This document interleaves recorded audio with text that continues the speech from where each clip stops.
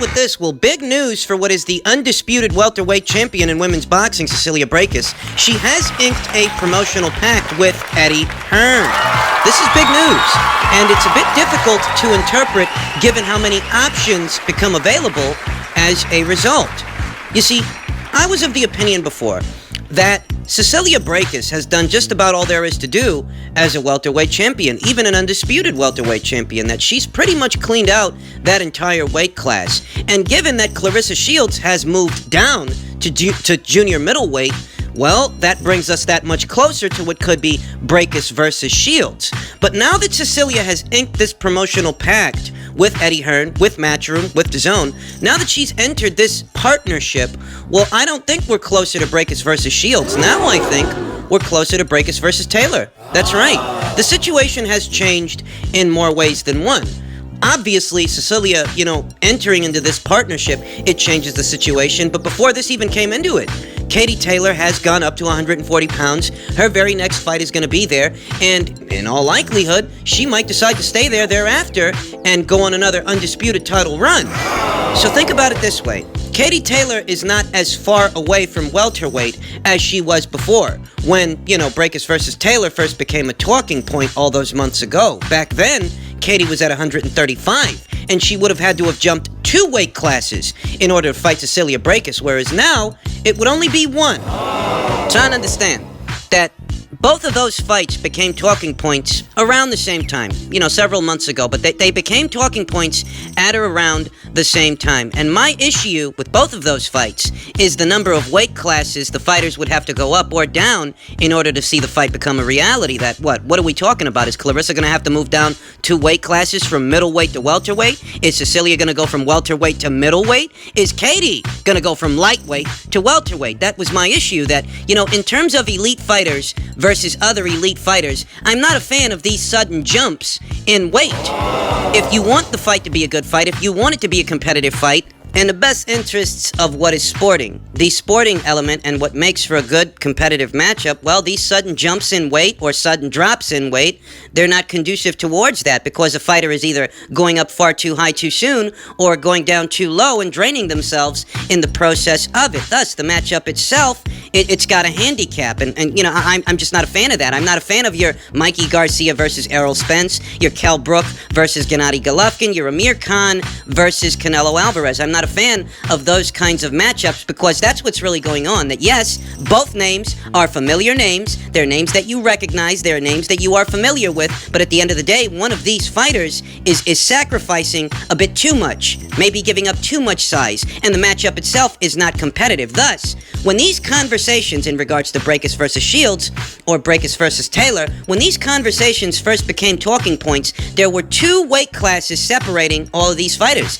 There were 2 weight classes between Katie and Cecilia, and 2 weight classes between Cecilia and Claressa. So I wasn't big on either of those matchups. But since that time, the situation has changed. Shields has come down from middleweight to junior middleweight, and Katie has gone up from lightweight to super lightweight. Each one of the 2 inching closer to welterweight, where Cecilia Brækhus lives, where she's the queen of the castle. But now, given this recent development, we see what side of the street Cecilia's on. She's on the Matchroom DAZN side of the street. Well, that's the same side of the street that Katie Taylor is on. So in that way, it brings us closer to that fight as opposed to a Shields fight. That in all likelihood, with Katie Taylor, what she might do at some point is, okay, you have a couple of fights in a 140-pound division. You got the Leonardo the 2 fight, and then maybe Katie squares off against Amanda Serrano at 140 pounds, where Amanda used to be the WBO champion. Maybe she fights her. Maybe she has a rematch with Delphine Passoon at 140 pounds, or a rematch with Jessica McCaskill at 140 pounds. For what are now Jessica's 2 world titles. Could be 3 world titles on the line if Katie is successful against Christina. And while this is going on, she's acclimating to the 140-pound division. She's making her bones in that weight class so that she could thereby ease into the welterweight division. We're looking at a fight between Katie and Cecilia that could happen sometime late next year. And what I'd say is, maybe 3-4 fights. Something that could happen late next year in 2020 or in early 2021. That they may be laying down the groundwork now for what could be Taylor versus Braekhus in 2021 or late 2020. It could happen that way because as it stands, okay, Cecilia entering in this partnership brings her closer to Katie than it does Clarissa. Clarissa's next fight, Clarissa's fought on DAZN before. She fought there once. But her next fight was supposed to be her next fight, the fight with Ivana Habazin. Well, that fight was going to be on Showtime. That's where that was going to be, whereas in regards to Katie Taylor, the home for her fights, at least in this part of the world, it is DAZN. That's the platform that you would turn to in order to watch Katie in action, and that's where Cecilia Brækhus is going to be fighting. So in that way, I reiterate, this deal, this partnership that Cecilia has reached, it brings us closer to Brækhus versus Taylor as opposed to Brækhus versus Shields. And the question now is, okay, Cecilia's on that side of the street, and we see what mega matchup this brings us closer to, but what's she supposed to be doing in the mean in between time? Because in terms of 2019 and what Cecilia has managed to accomplish this year, hasn't been very much.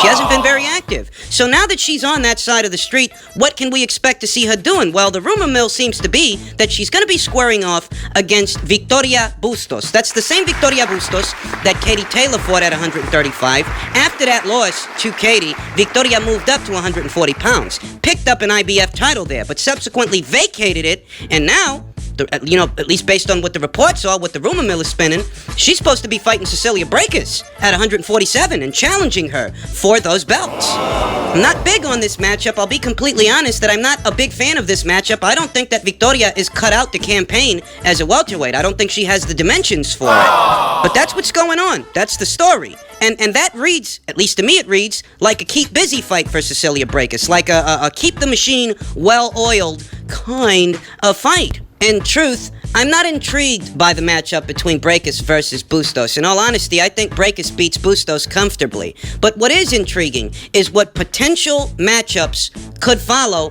in the interim of what could be Brækhus versus Taylor. Maybe we end up seeing that long-awaited Layla McCarter fight. Layla McCarter's been very vocal. She thinks that Cecilia Brækhus is avoiding her, and this is a fight that, was supposed to materialize, but didn't. Well, now that Cecilia has the backing of Matchroom and the platform on DAZN, maybe we get that fight between those two fighters.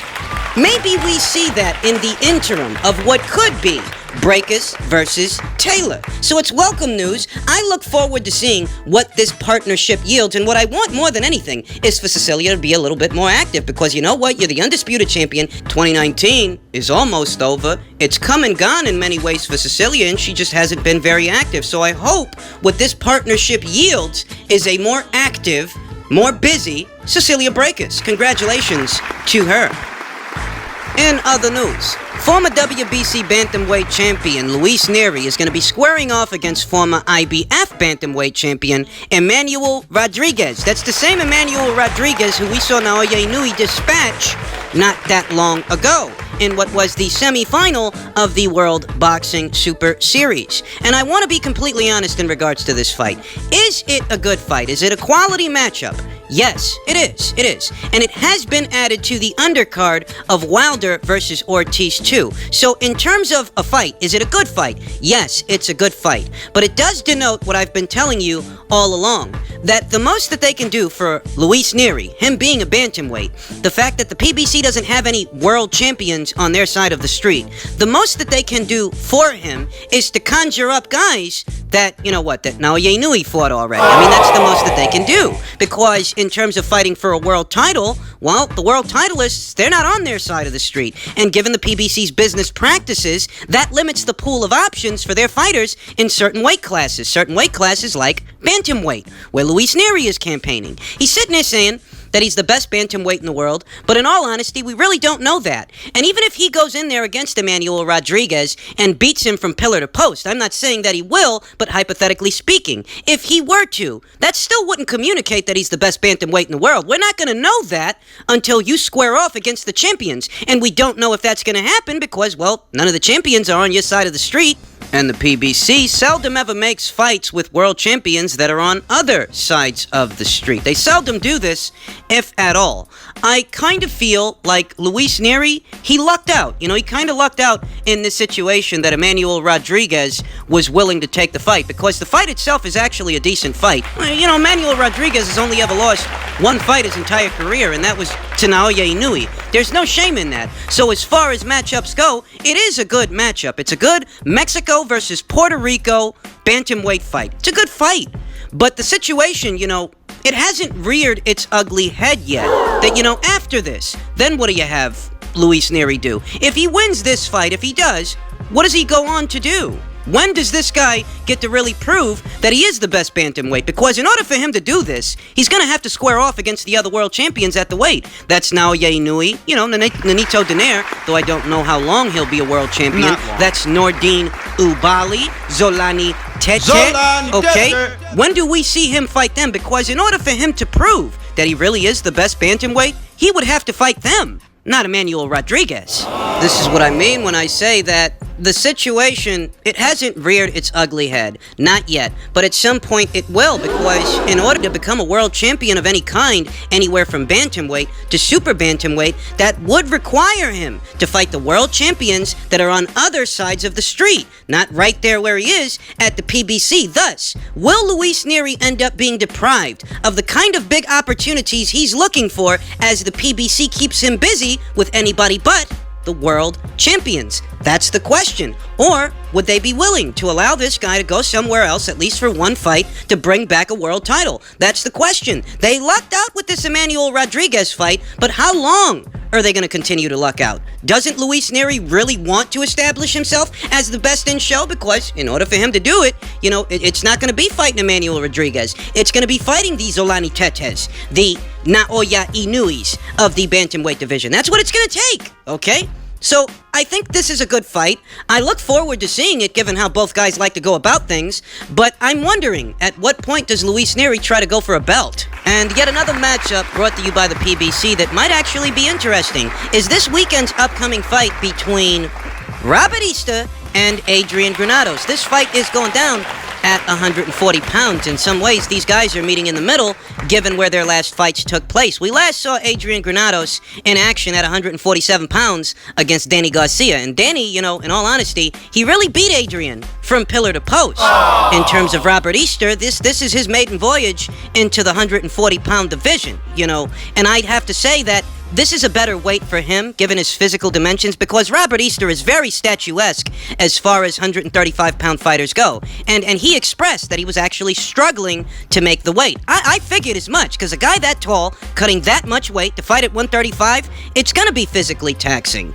Now, Adrian Granados says that he's pumped for this fight. He's happy to be at 140. He feels it's a better weight for him, and he will be stronger there. And I just so happen to agree. I don't know if he wins this fight, but I will say that he is better suited to fight at 140 as opposed to 147. I don't think he's cut out to campaign as a welterweight. There's only so high this kid can climb before reality hits him that, you really don't belong up there. Not with those guys. The Danny Garcia fight is proof of that. However, in relation to this matchup, I have to say that, this is an interesting situation. This could be competitive because these two guys got opposing styles. I think that this fight will have a much better, much more entertaining aesthetic than Easter's fight with Rancis Bartholomew did. That was horrible. You want to talk about your stinkers. That was a stinker. In terms of matchmaking, in terms of a stylistic matchup, you got two economic guys. Neither one of them are too keen on activity. Neither one of them are particularly aggressive, and you put them both in the ring with each other, and what do? You get a fucking stinker. Whereas Adrian Granados, if Robert Easter doesn't want to get on that front foot and assert himself, then Adrian Granados will, because Adrian Granados is a come-forward pressure guy, an activity guy, an artillery guy. That if Robert Easter, if he doesn't want to get aggressive, Adrian will. So that makes for interesting situations. And it could prove to be an entertaining fight, because, Robert Easter, he was a former champion. He's a former champion at 135 pounds. But this guy is not so head and shoulders above an Adrian Granados, for example, in terms of skill, in terms of technique, that it's a foregone conclusion he wins the fight. Robert Easter doesn't really strike me as a finished product. So there's a chance he goes in there, he looks bad. In turn, Adrian Granados, he's a tough kid, plenty aggressive, but at the end of the day, he's been through the ringer a couple of times. You know, he really took a beating at the hands of Danny Garcia. So even though he's a very aggressive guy that can make things difficult for Robert Easter, in all the ways that Shafikov did. Remember that? Even though he's a very aggressive kid who can make things difficult, you wonder, how much does he have left given some of the fights that he's been in? He's coming right off a 7th-round knockout against Danny Garcia. He's lost 7 professional fights overall, so there really is a question of, you know, how much is too much? How much is too much for Adrian Granados? But I do reiterate, the fight may end up being competitive because Robert Easter, in all honesty, he's not that put together a fighter. I mean, he's got great dimensions, but defensively, he's lacking in terms of power. He's not necessarily known for being all that concussive of a puncher, and Adrian Granados, being as tough as he is, and the fight going down at 140 as opposed to, 147 or something like that, it creates a situation to where both guys, they've got an out. They've got a shot. That comparatively, Robert Easter, in some ways, is the fresher fighter with not as much wear and tear because he hasn't been through the ringer as many times as Adrian Granados. But in regards to Adrian Granados, in 7 pro losses, he's only actually ever been stopped once, and that was at welterweight against Danny Garcia. So Robert, not being that big a puncher and not being that big a busy fighter, you wonder, is he going to be busy enough for Adrian Granados, or is he going to end up letting Adrian Granados outwork him? There are genuine competitive elements to this fight. Now, this fight is going down on the undercard for the Erickson Lubin versus Nathaniel Gilmore Jr. middleweight contest this Saturday. So keep your eyes peeled for this, and I think that, it might be a treat. It might be a treat that's flying under the radar.